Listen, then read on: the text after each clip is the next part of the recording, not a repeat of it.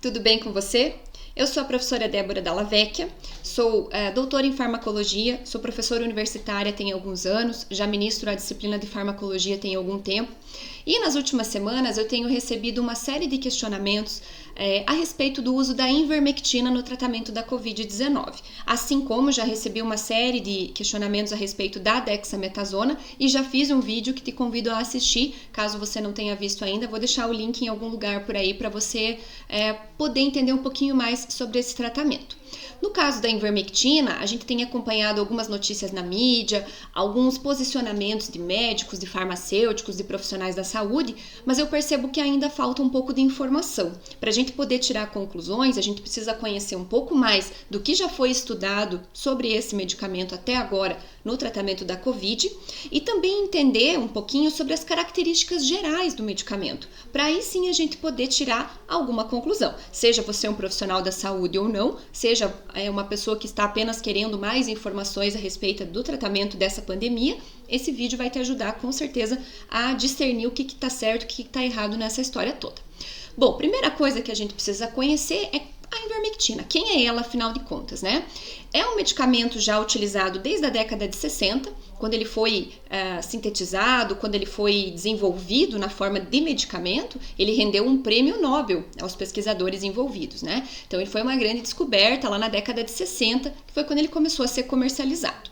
Ele é classificado como antiparasitário, ou seja, é um fármaco que elimina alguns tipos de parasitas. Tá? Então eu coloquei aqui os nomes das doenças, né? Vou falar para vocês, caso você não conheça esses nomes aqui, quem é o agente causador de cada uma delas. A pediculose aí é o piolho, né, o vulgo popular piolho, escabiose, a sarna, a ascardíase, a lombriga, a filariose, aqui é a elefantíase, tá? Entre outras doenças, essas aqui são as principais. Então a ivermectina tem um uso desde aquela época, já comprovado numa série de estudos, é aprovada pelo FDA para essas patologias, é aprovada pela Anvisa aqui no Brasil, com bastante eficácia e segurança também, obviamente, tá? Então é para isso aqui que hoje nós podemos dizer com propriedade que a ivermectina pode ser usada e funciona.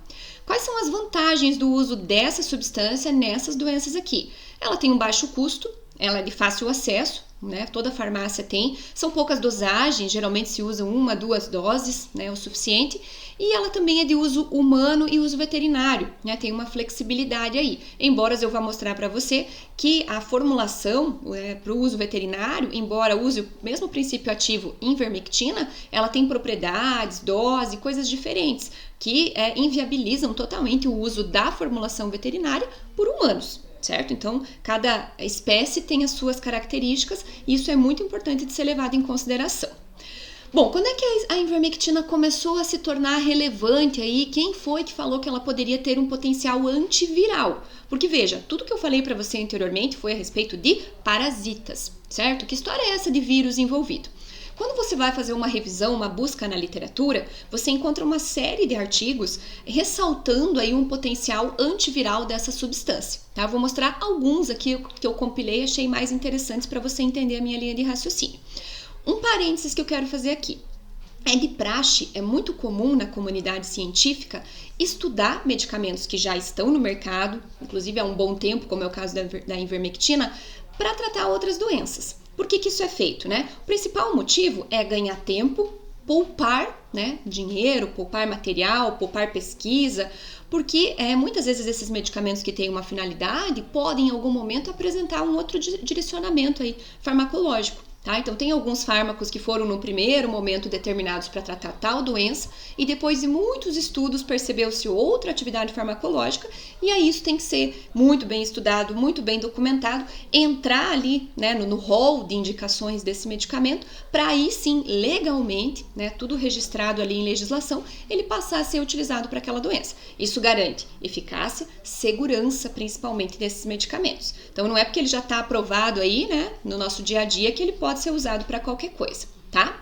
No caso da ivermectina são vários estudos, como eu falei para vocês, e aparentemente esses trabalhos, eles mostram um potencial dessa substância na modificação, na inibição aí de vírus que tem como carga genética o RNA, também chamados de RNA vírus.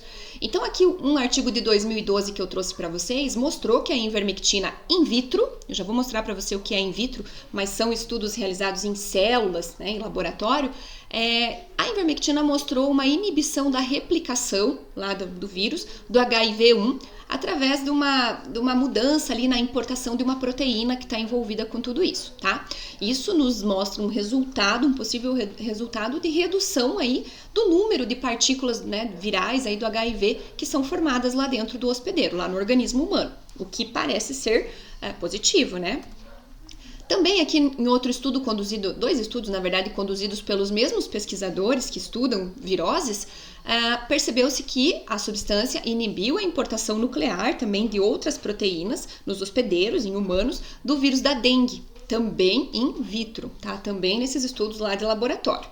Também percebemos aqui, né, em outros estudos, uma redução da infecção causada lá pelo vírus do Nilo Ocidental, tá, que é bem comum em algumas regiões do mundo, vírus da encefalite equina venezuelana, que é mais condicionado lá na região de Venezuela, e também da influenza, que é o vírus da gripe, né, são vários aí, mas bem comum em todo o mundo, né, todo mundo tem aqui susceptibilidade ao vírus da gripe, também in vitro. Tá? Então, nesses 3 viroses aqui, estão aqui as referências, houve uma redução aí da infecção, né, da virulência que a gente fala desses agentes causadores aqui de viroses.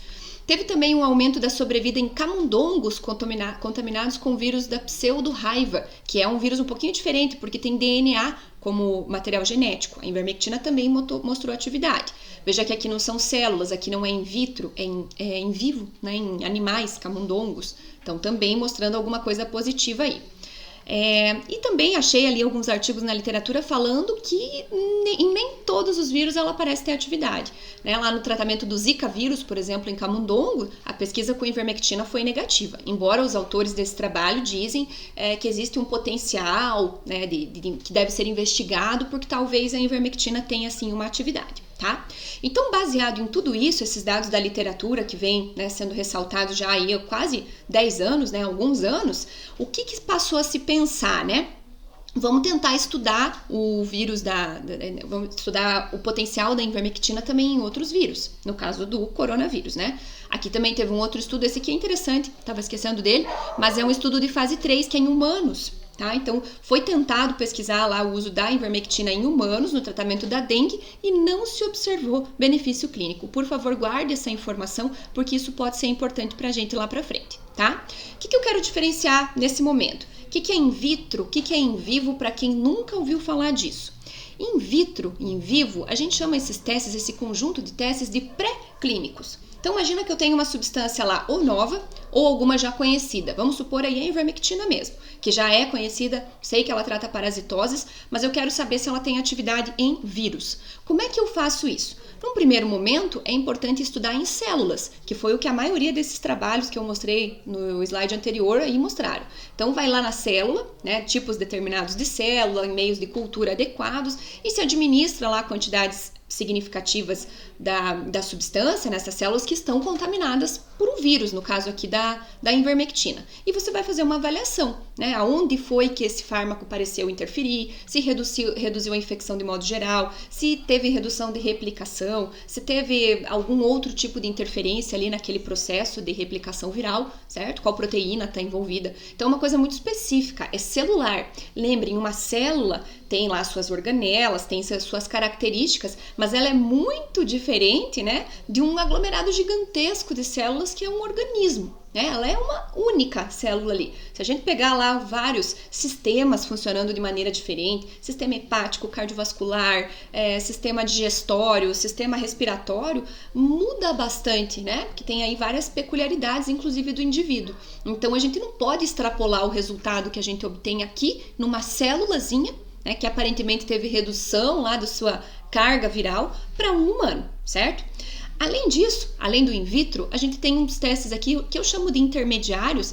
Geralmente, depois que a gente fez os testes in vitro e deu certo, ou então quando a gente não pode fazer teste in vitro, a gente parte para os testes in vivo, que geralmente são realizados em cobaias, como os ratos, camundongos, coelhos, certo? Então, às vezes até em mais de uma espécie, dependendo muito do protocolo experimental. Então a gente tem que fazer todo um delineamento no primeiro momento do nosso estudo para entender se é preciso fazer só um tipo de teste, só outro tipo de teste, os dois, em mais espécies ainda, tá? Para a gente poder determinar a eficácia, a segurança, né? Uma prévia disso, porque ainda assim vou ter que avaliar tudo isso lá em humanos nos chamados testes clínicos, né? Que levam anos, normalmente são divididos lá em 4 fases. Se você não conhecer sobre o assunto, recomendo que você leia, porque é importante saber de onde vêm os fármacos e como é que eles são testados e como é que eles chegam no mercado, como é que eu sei que eles têm atividade em alguma doença.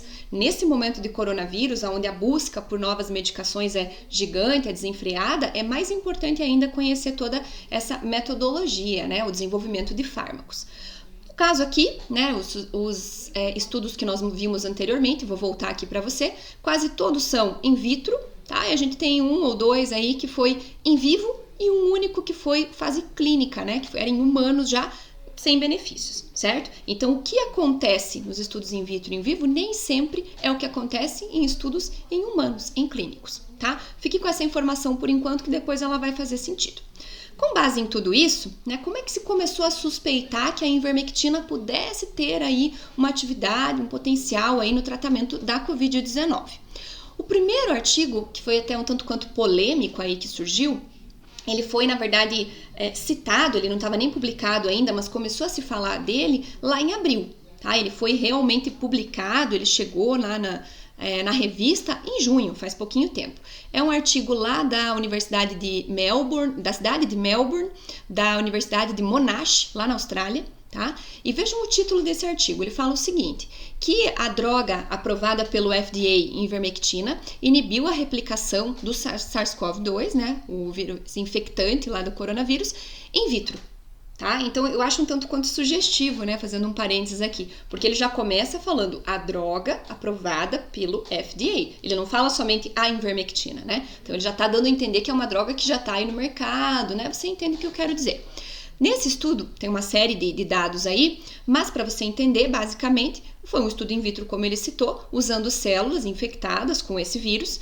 Foi utilizada uma única dose de ivermectina, na dose de 5 microgramas, né, dessa substância, 2 horas depois ali da contaminação, tá? Em 24 horas, se observou uma redução de 93% do RNA viral no sobrenadante, que são os vírus que estão livres já ali no meio, e 99,8% no RNA viral associado às células, aquele que ainda não foi desempacotado, ainda está dentro da célula em 24 horas, tá? Então, você veja que 90 e poucos aqui por cento é realmente dado expressivo. Em 48 horas, eles dizem lá na conclusão deles que a redução do RNA viral foi de mais ou menos 5.000 vezes. Praticamente sumiu, né? Reduziu muito significativamente a quantidade de vírus no organismo. Ele fez nesse estudo testes com diluições também. Então, além de 5 microgramas, aqui ele avalia a dose de 2 microgramas e observa um resultado bem parecido, tá? Já vou falar um pouquinho sobre dose para você.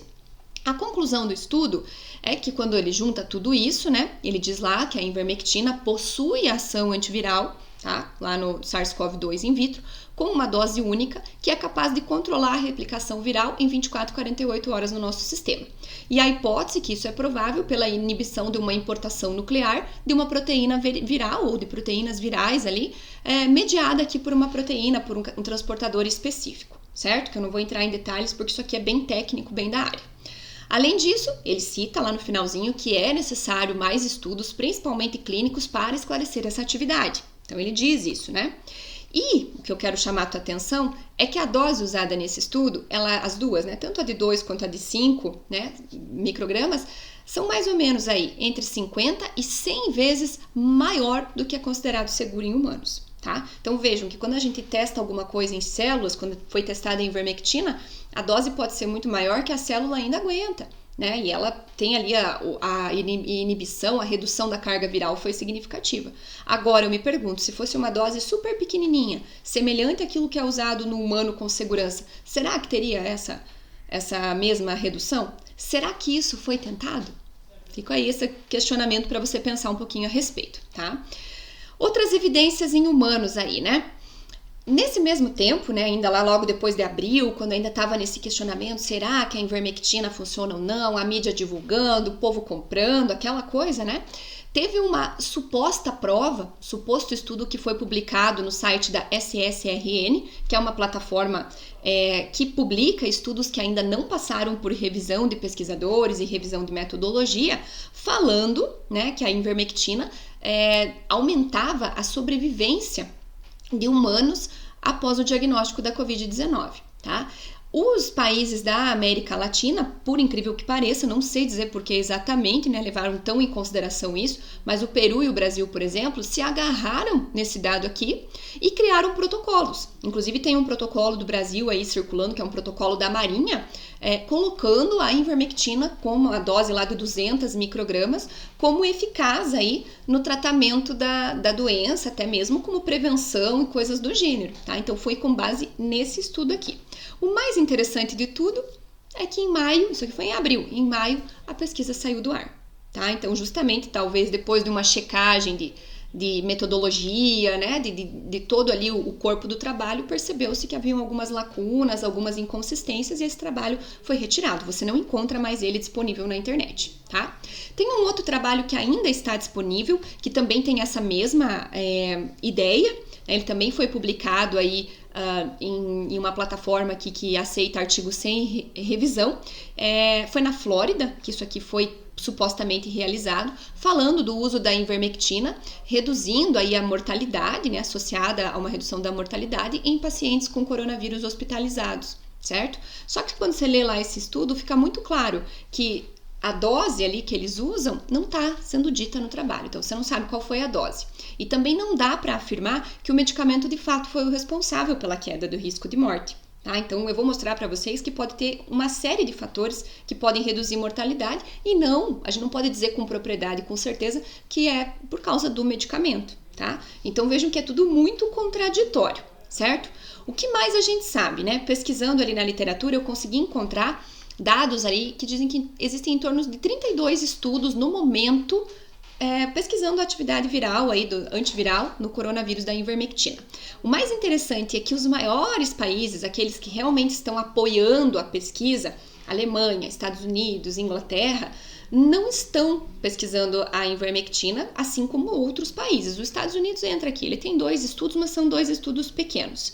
Quem está estudando mais essa substância são os países listados aqui, tá? Então o Egito tem várias pesquisas, a Singapura está tentando pesquisar aqui a prevenção usando ivermectina, a Argentina, o México.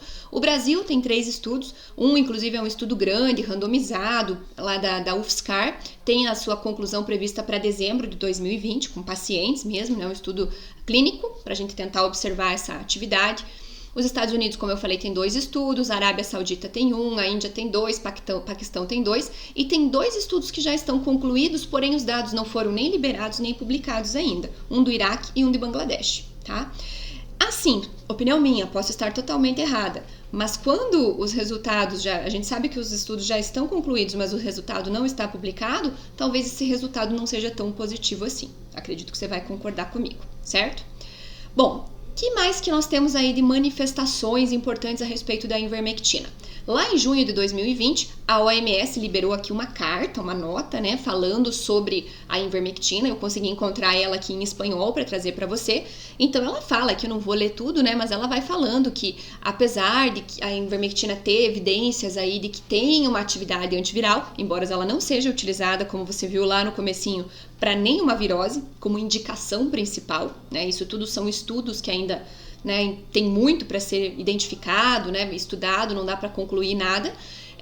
Por essas razões, a OMS desconsidera o uso de ivermectina para qualquer outro fim diferente daqueles que ela está autorizada aí legalmente, tá? Então, a OMS falou um monte de coisa ali e falou que não aprova, né, não indica o uso da ivermectina.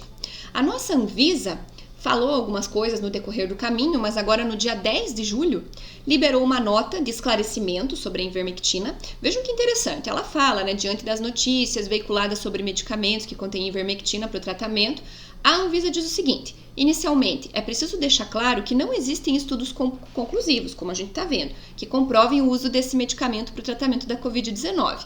Mas essa frase no finalzinho me deixou bem preocupada, bem como não existem estudos que refutem esse uso, ou seja, que contraindiquem. Tá? Então ela diz que não tem estudo favorável, mas também não tem estudo não favorável. Ela deixa um pouco no ar, né? Então fala que não existe medicamento aprovado para prevenção e tudo mais, né? Enfim, isso aqui, ao mesmo tempo que denota uma preocupação do órgão de vigilância, né, sobre o medicamento, aparentemente deixa uma lacuna aí, que eu acho que é onde a maior parte dos médicos que estão incentivando o uso da ivermectina está se apoiando, principalmente dos profissionais da saúde de modo geral, tá? Quando você procura ali na mídia, você acha várias notícias, né? Agora já passou alguns dias, tem vários portais, várias agências aí de mídia mesmo, né, falando já do potencial nocivo da ivermectina. Mas se você for um pouquinho mais para trás, aí notícias de 1 a 2 semanas atrás, você percebe que tem coisas assim, ó. A ivermectina é um medicamento que tem sido considerado aí, né, o medicamento para combater o coronavírus. Então a gente fica meio assim, né? Até fala aqui que as entidades destacam que não há comprovação, mas isso aqui está em segundo plano, né? Quando você vê o destaque dessa notícia, a nova cloroquina, a gente fica meio pensativo, né? Municípios compram milhões de doses de ivermectina, mesmo sem protocolo contra a Covid-19. E aí a gente entra naquele problema, né, de estar esgotando aí os estoques de ivermectina nas farmácias. A gente sabe que isso está acontecendo muito.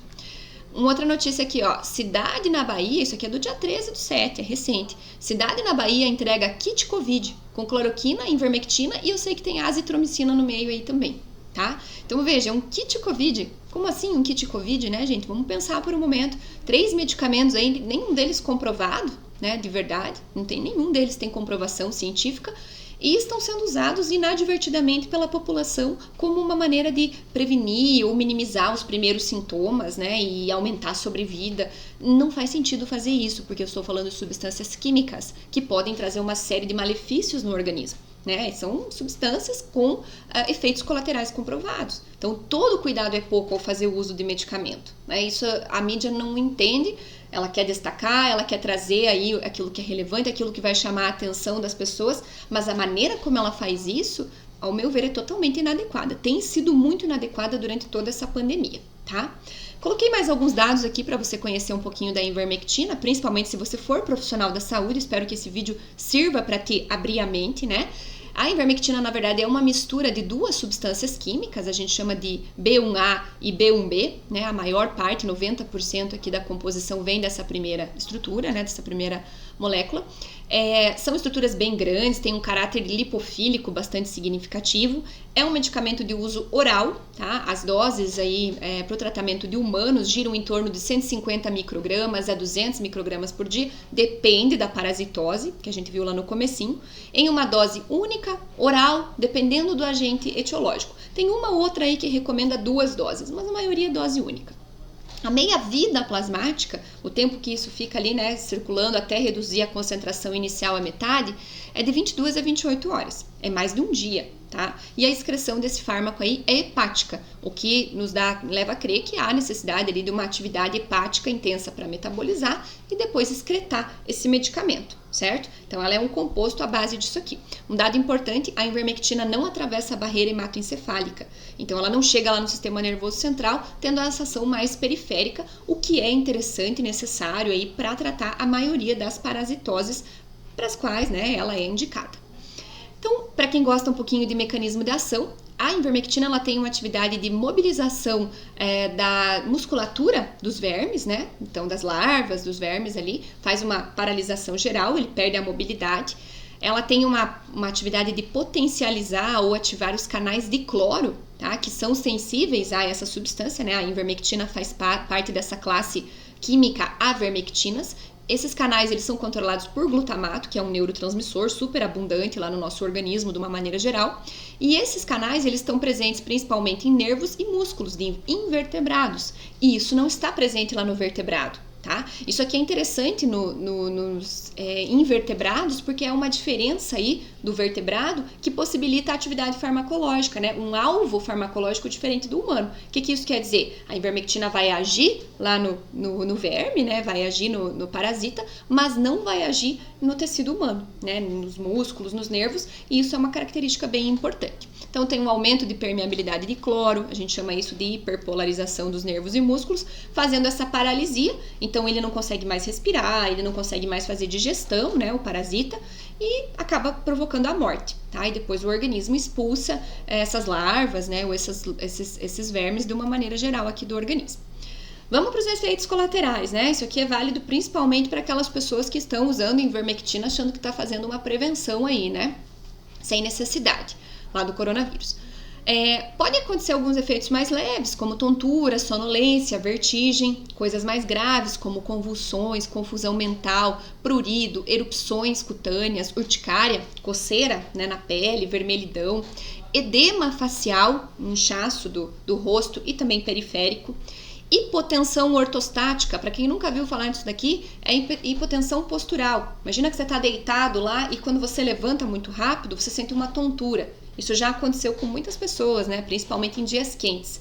No caso aqui, a ivermectina ela faz essa hipotensão ortostática com uma frequência enorme durante o uso. E isso acaba sendo bastante desconfortável, principalmente para pacientes idosos, pacientes que já têm problemas com vertigem, com tontura, como aqueles que têm labirintite, entre outros, tá? Então ela é desconfortável. Taquicardia, aumento da frequência cardíaca, dos batimentos cardíacos, além de poder fazer alguns efeitos oculares, que têm sido cada vez mais relatados na literatura graves, como visão borrada, conjuntivite, hemorragia ocular, tá? Então isso aqui é perigoso. Mialgia, dores musculares, problemas musculares.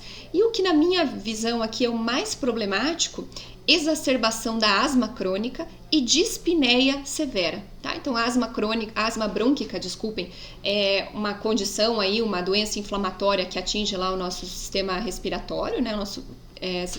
As vias respiratórias inferiores, fazendo uma constrição, uma contração dos brônquios, a pessoa tem dificuldade de respirar, né? Uma doença causada geralmente por alérgenos com característica inflamatória.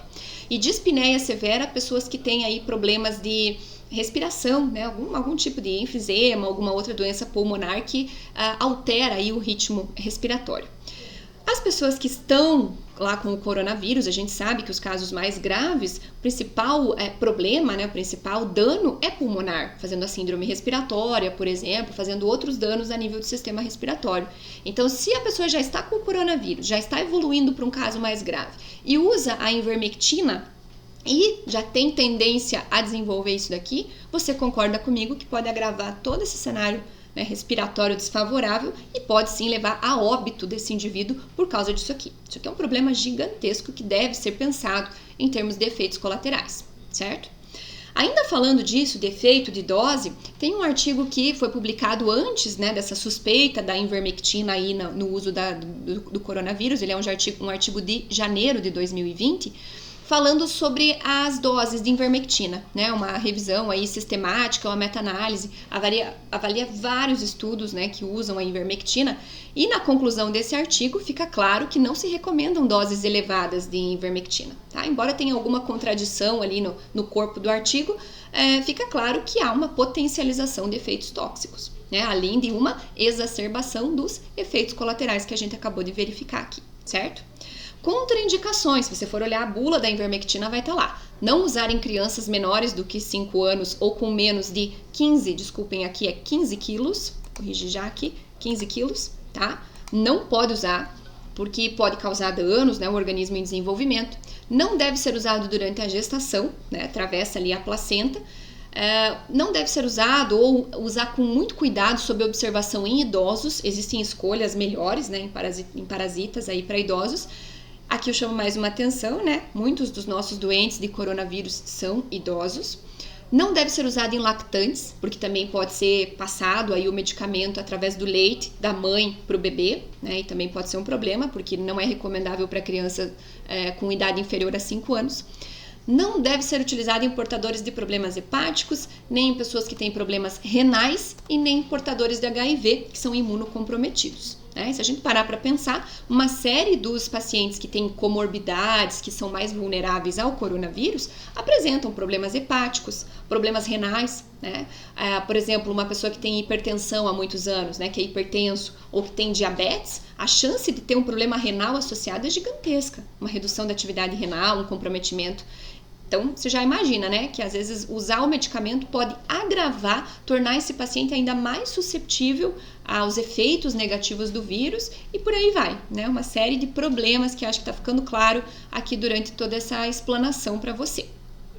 O que a gente se preocupa? Eu, como farmacêutica, como professora, coordenadora de curso, vejo aí uma série de pessoas, tenho muitos alunos, colegas de profissão trabalhando em farmácia e tenho recebido relatos assustadores falando que o estoque da ivermectina nas farmácias foi praticamente a zero, tem se mantido nos níveis mínimos, às vezes até ausente nas últimas semanas, né? Depois de toda essa divulgação, de todos esses questionamentos aí a respeito do uso da ivermectina, tá?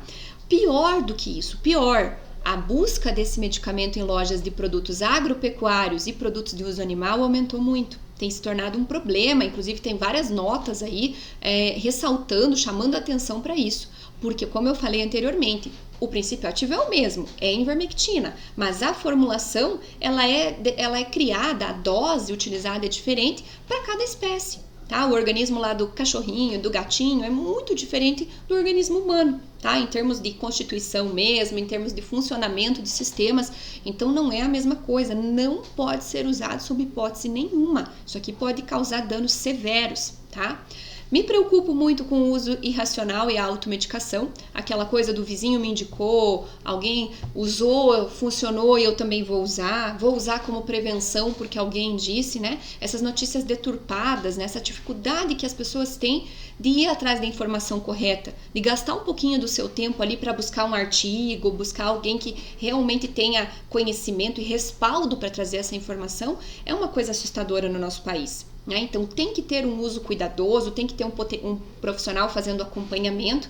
Caso venha a se confirmar esse potencial, né, esse uso da ivermectina, ainda assim precisa ser prescrita com o receituário adequado, fazendo todo um acompanhamento. Não é sair usando lá em casa, né, todo mundo aí, porque não é todo mundo que pode fazer uso. Chamo também a tua atenção para os estudos científicos duvidosos. Acho que toda essa história do coronavírus tem nos mostrado também que nós estamos vivendo um momento delicado da história, onde a ciência é muito contraditória, né? Os artigos eles têm uma dificuldade de trazer aquilo que realmente é importante, né? De mostrar a realidade. Muitos deles acabam puxando ali, né? Dando ênfase para o seu principal resultado, outras coisas são omitidas, manipulação de dados, estatística inadequada. Tem uma série de coisas, gente. Inclusive as próprias revistas aí têm se posicionado a respeito. A The Lancet, por exemplo, uma das maiores do mundo aí, afirmou recentemente que talvez metade das publicações tem uma veracidade aí questionável. Isso é totalmente preocupante. Então a gente precisa saber aonde pesquisar, buscar revisões bem detalhadas, buscar dados que sejam realmente robustos para aí sim tirar conclusões. No caso da ivermectina nós não temos nenhum. Nós temos ali um comecinho, uma pontinha do iceberg que deu um direcionamento, um possível direcionamento. Mas na minha opinião de farmacêutica, farmacologista, não vai chegar a lugar nenhum, né? Isso tem que tomar muito cuidado, né? A mídia, né, como eu já falei, fica divulgando, trazendo as informações ali de uma maneira um tanto quanto deturpada, que torna difícil mesmo para você tomar um posicionamento. É bom ou não é? Deve usar ou não deve? Né? Se você não for da área da saúde, é mais difícil ainda, tá? O que tem me parecido? Estamos entrando numa situação de desespero. Estamos, quando eu digo, estou falando de pesquisadores, estou falando de governos, estou falando de órgãos reguladores, porque até agora, meses e meses aí de pandemia, nós não chegamos em nenhum medicamento que realmente reduza o vírus, né? Ou que iniba a sua replicação, que leve, né, baixos níveis de vírus a zero. Não existe. Não existe um tratamento, por enquanto, 100% eficaz, tá? Então, a gente tem que tomar muito cuidado com isso, né? Não é a hora de se desesperar. Vai surgir uma vacina? Provavelmente vai. Tem muitas aí em estudo, talvez seja a melhor saída. Talvez existam medicamentos que ajudem a minimizar os danos, né? Ajudem a melhorar os sintomas mais desconfortáveis, aumentem a sobrevida. As pesquisas precisam continuar acontecendo, mas publicar por publicar, divulgar por divulgar, isso pode ser o começo aí de um novo problema de saúde pública, né, dados aí inconsistentes e mais problemas relacionados a medicamentos, né, pessoas doentes por causa disso, pode aumentar o número de internalizações. É isso que eu quero que você tenha em mente, né? Eu sei que é difícil, mas não é hora de se desesperar, não é hora de sair prescrevendo qualquer medicamento aí só para ter um medicamento, só para o povo ficar um pouco mais confortável achando que alguma coisa funciona. Não é o cenário atual, não no caso do coronavírus, tá? Aí você pode estar se perguntando nesse ponto, mas Débora, funcionou para muitos pacientes. Procurei no YouTube, tem um monte de relato. Procurei no Google, tem um monte de relato. Uma coisa importante que você precisa ter em mente, tá? A cura, a melhora desses pacientes não pode ser atribuída à ivermectina somente. Pode ser que outros medicamentos tenham sido utilizados, pode ser que a condição física, o organismo daquela pessoa estava em condições de eliminar o vírus mais rápido. Talvez o uso da ivermectina melhorou algum tipo de coisa ali, da atividade do organismo como um todo e possibilitou aí a redução da carga viral. É muito difícil, estou fazendo suposições aqui, tá? Não tenho como afirmar nada. Mas não dá para dizer que foi a ivermectina, tá? Tem sim muita possibilidade de acaso. Tem sim possibilidade do placebo, né? Existe lá evidências do uso de placebo, né? Aquele medicamento que na verdade não é um medicamento, né? Só um parecido ali com uma substância inerte, né? Um comprimido, por exemplo, inerte, que quando a pessoa usa, ela melhora. Coisas até mais graves, inclusive, como o tratamento do câncer, tem placebo em câncer, tem placebo lá nas doenças neuropsiquiátricas, hipertensão, diabetes, entre outros. Talvez, pode ser que esteja acontecendo, até no HIV, que é um vírus mais agressivo que o coronavírus, também tem isso, né?